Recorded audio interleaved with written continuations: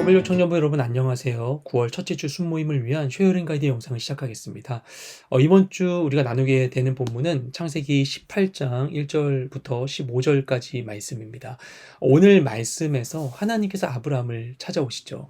지금까지 하나님께서 아브라함을 처음 부르셨을 때부터 아브라함을 찾아오신 사건들이 몇 번 있습니다. 하나님께서 아브라함을 찾아오신 사건에는 나름의 법칙이 있어요. 찾아오셨을 때는 꼭 아브라함과 약속을 하십니다. 처음 하셨던 그 약속, 큰 민족을 이루겠다는 그 약속을 계속해서 해주세요. 반복적으로 하는데 그 과정 가운데 좀 더 구체적으로 말씀해 주고 계세요. 그래서 처음에는 그냥 큰 민족을 이루겠다. 그 다음에는 너의 자손이다. 그 다음에는 사라가 낳은 너의 자손이다. 라고 이렇게 점점 구체화 되는 것이죠. 그리고 하나님께서 그렇게 그에게 오셔서 그에게 처음 하셨던 약속을 다시 확인하시고 더 구체화시키는 그 상황은 아브라함의 어떤 특별한 이 행위를 했을 때 그것에 이어서 이런 사건들이 일어나게 됩니다. 아브라함이 이집트에서 다시 가나안으로 돌아오거나 아니면 아브라함이 전쟁에서 얻은 전리품을 받지 않기로, 왜냐하면 하나님이 주신 승리의 영광을 가리지 않기 위해 그런 결단을 했을 때, 이런 상황 가운데 하나님이 꼭 그에게 찾아와서 말씀하시죠. 근데 오늘 이 본문의 말씀은 좀 독특한 상황이에요. 하나님께서 직접 이 땅 가운데서 아브라함을 만나 주시기 때문입니다. 그리고 앞서 하나님께서 아브라함을 만나신 때로부터 얼마 되지 않은 상황 가운데 이 내용이 기록되어 있다는 것이죠. 앞서 17장에서 아브라함에게 나타나셔서 아브라함과 사라의 이름을 바꾸시고 그리고 그에게 자녀가 있을 것에서 약속을 하셨는데 그 얼마 지나지 않아서 같은 해 얼마 지나지 않아서 오늘 말씀이 이어지게 됩니다. 아브라함이 어느 날 뜨거운 햇빛을 피해서 낮에 쉬고 있었었는데 그때는 너무 뜨거워서 이제 근동 지역은 낮에 너무나 뜨겁고 밤에는 차가운 이 일교차가 큰 그런 곳인데 이곳이 뜨겁기 때문에 사람들이 다니지 않을 시간일 텐데 세 사람이 그에게 찾아왔다고 합니다. 비범해 보였겠지만 아마도 아브라함은 그들을 사람으로 그냥 어떤 다른 사람으로 봤던 것 같아요. 여행자로 봤던 것 같아요. 그래서 아브라함이 그들을 대할 때 극진히 대접합니다. 그들을 위해서 씻을 물을 주고 발을 씻을 물을 주고 그리고 당장에 빵을 주고서 음식을 준비하게 합니다. 이런 것은 일반적인 당시 근동 지역에서의 손님 접대의 태도라고 볼 수 있어요. 근동 지역은 너무나 떨어져 있고 서로가 유목 생활하는 곳이기 때문에 먼 거리를 가면서 도움이 필요한 경우가 종종 있기 때문에 그런 경우에는 손님을 서로 대접해 주는 것이 일반적인 사회적인 합의였었던 것이고 그것을 제대로 하지 않았을 때 보복을 당할 위험도 있었습니다. 그렇기 때문에 그들을 극진히 대접하게 됩니다. 만약 그들이 좀 더 다른 존재임을 알았다면 아브라함이 그렇게 음식 대접을 하지 않았었겠죠. 그들은 세 명의 사람이라고 나오게 되는데 일반적으로 이를 두 천사와 하나님으로 보고 있습니다. 이 하나님으로 보게 되는 것에 대해서 우리가 또 많은 생각을 하게 되는데 좀 어려운 구절이에요. 근데 이것이 신약에 있는 예수 그리스도 성자 하나님의 구약에서의 성육신이라고 보기도 하나 그렇게 보는 데는 좀 약간 무리가 있을 수 있을 것 같아요. 어쨌든 여기서 나온 대로는 어쨌든 하나님으로 우리가 볼 수 있을 것 같습니다. 나중에 두 천사는 소돔으로 가서 롯을 만나게 되죠. 어쨌든 이들을 아브라함이 맞이합니다. 그리고 극진히 대접합니다. 얼마나 극진히 대접하는지는 그가 대접하는 그 음식의 양에서 볼 수 있어요. 밀가루 세스아로 반죽 을 만들어서 빵을 굽고 송아지 한 마리를 잡아서 이들을 대접합니다. 소 한 마리를 송아지지만 이 세 살을 먹을 수 있겠어요? 그리고 밀가루 세스아는 약 22리터입니다. 약 22kg에 가까운 그런 양인 것이죠. 얼마나 많은 양입니까?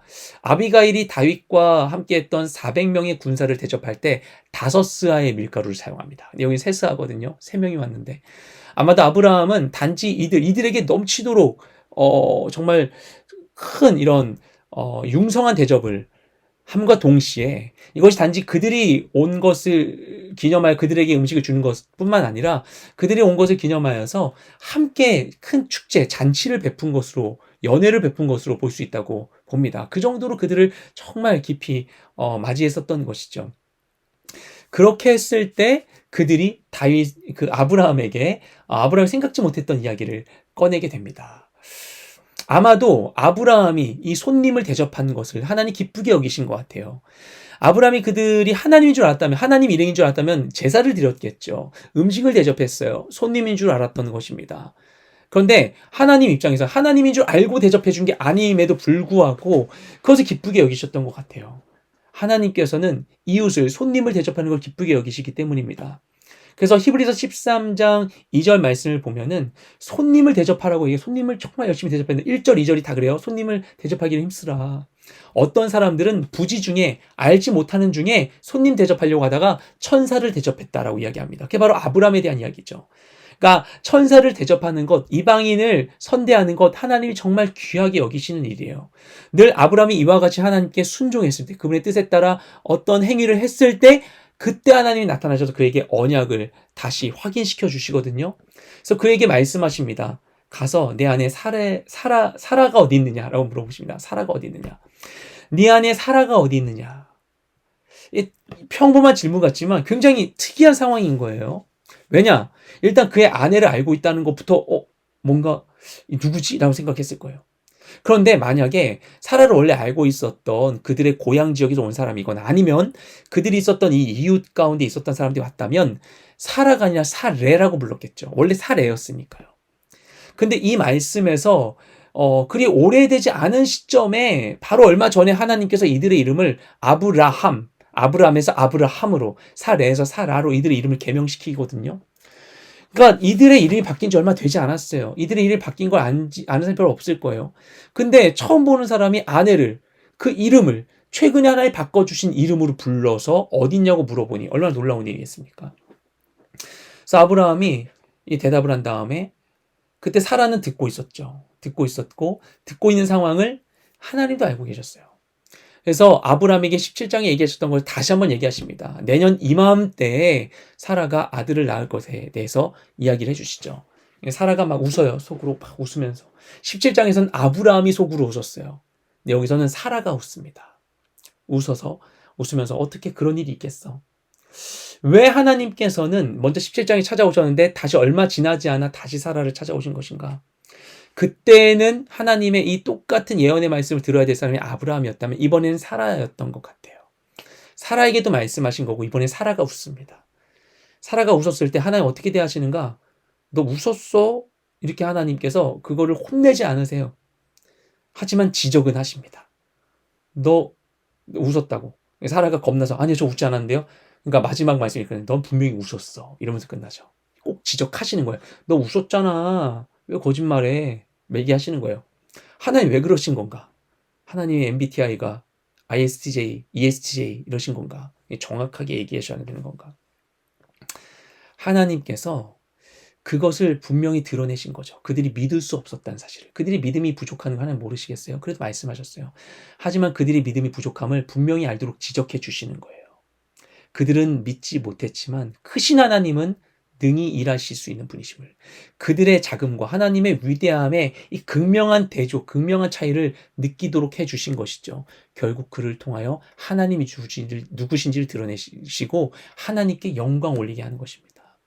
결국에는요, 아브라함과 사라는 그걸 믿지 않았던 사람이에요. 그렇기 때문에 그런 하나님의 뜻에 순종할 수 없는 사람이었을 거예요. 하지만 이 결과 어떻게 그들이 아들을 낳게 되죠. 이삭을 낳게 되죠. 사라가 마리아처럼 동정녀의 상태에서 아이를 낳은 게 아닙니다. 둘이 동침한 거예요. 그러니까 믿음의 행위를 한 겁니다. 믿지 않았다면 그러지 않았을 거예요. 그러니까 믿을 수 없었던 그들이, 하나님 뜻에 순종할 수 없었던 그들이 결국 하나님 뜻에 순종함으로 인하여 놀라운 하나님의 일을 이뤄가게 되는 것입니다. 하나님이 이처럼 우리에게도 역사하신다고 믿습니다. 우리에게 약속하신 하나님이 계속 찾아오셔서 중요한 순간 가운데 그 약속을 다시 확인시켜 주시고 좀 더 그걸 구체적으로 따를 수 있게 우리에게 그 길을 열어주실 거예요. 우리에게도 그렇게 하시라고 믿습니다. 그리고 결국 그것을 통하여 하나님 뜻에 온전히 순종할 수 있도록 우리 인도해 주실 줄 믿습니다. 그 하나님을 믿음으로 주님께 순종하며 나아가는 우리 모두가 되시기를 주님의 이름으로 축복합니다. 여러분 은혜로운 수모임 되십시오.